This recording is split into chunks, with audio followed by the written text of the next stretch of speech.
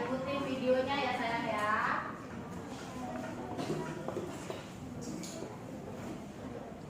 Read Kids.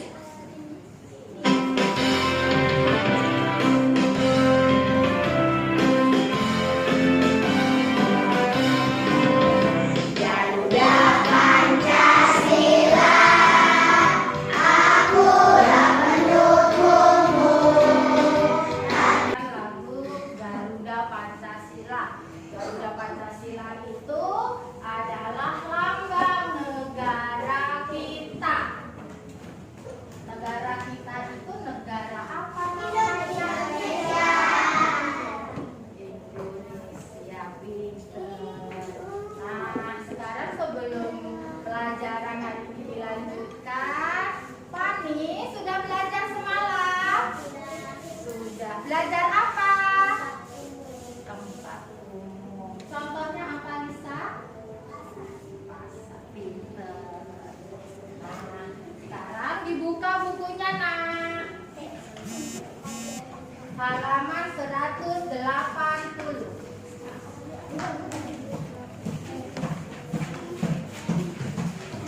Mengenai WC umum dan kotor harus dibersihkan. WC umum termasuk tempat umum. Halaman 180.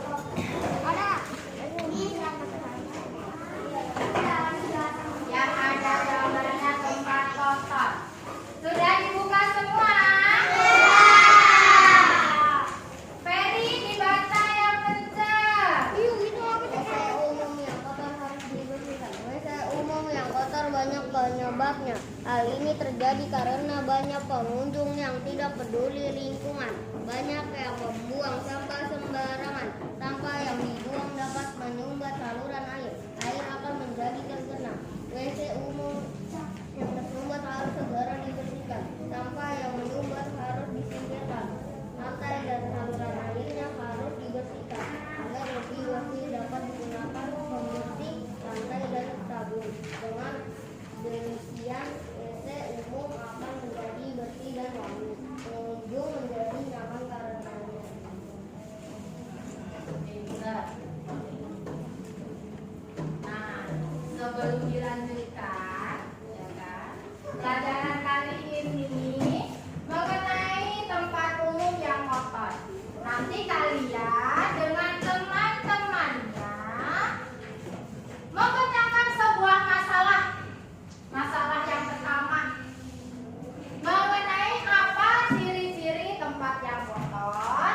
Yang kedua mengenai tuliskan akibat dari tempat yang kotor. Nanti dua ini dikerjakan secara berdiskusi. Nah, nanti kalian pada saat berdiskusi, yang pertama aturannya tidak boleh bercanda. Yang kedua dikerjakan dengan cara bersama-sama. Tidak ada yang bekerja sendiri karena diskusi, ya kan? Nanti yang ketiga yang sudah selesai maju ke depan untuk mempresentasikan hasilnya, ya, mengenai tempat kotor. Zaki, apakah Zaki setuju yang dikatakan Alisa sama Dinda? Setuju. Setuju, karena tempat yang kotor itu ciri-cirinya ada di halaman 180 yang sudah kalian baca, ya. Sekarang kita lihat WC umum yang kotor harus dibersihkan. WC umum yang kotor banyak penyebabnya. Hal ini terjadi karena banyak pengunjung yang tidak peduli lingkungan. Banyak yang membuang sampah sembarangan. Sampah yang dibuang dapat menyumbat saluran air. Air akan menjadi tergenang. WC umum yang tersumbat harus segera dibersihkan. Sampah yang menyumbat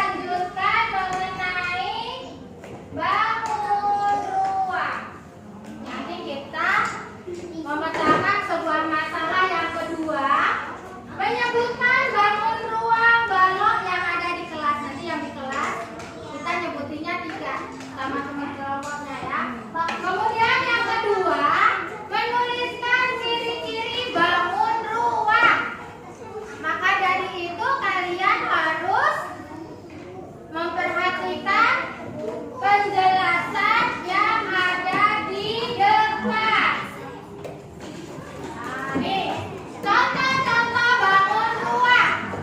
Contoh bangun ruang. Ada lemari. Terus apa ini? Ini Kardus. ini tuh bangun ruang, ya kan? Jadi bangun ruang itu dikatakan bangun ruang begini nak. Dilihat contohnya. Ini termasuk balok, ya kan? Bangun ruang itu bangun yang memiliki ruangan di dalamnya.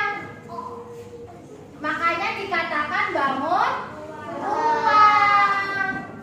Jadi kalau sudah jelas ciri-cirinya terdapat wajah atau sisi permukaan. Nih, terdapat wajah.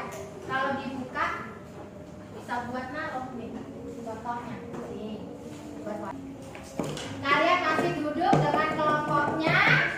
Kita mengerjakan LKPD yang kedua mengenai bangun ruang. Ya, mengerjakannya jangan lama-lama.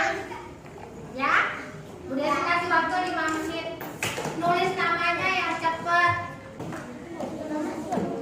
Siapa yang punya kelompoknya? Saya tangannya. Zaki ke depan. Gak apa-apa. Zaki ya Zaki. Dibaca Zaki nomor 1. Bangun apa aja Zaki? Bangun ruang yang ada di kelas. Ya tidak? Ya tidak? Ya. Naomi, bangun ruang apa yang ada di kelas tadi contohnya? Iya, pintar. Ya kan? Contohnya apa bangun ruang? Tempat tisu pintar.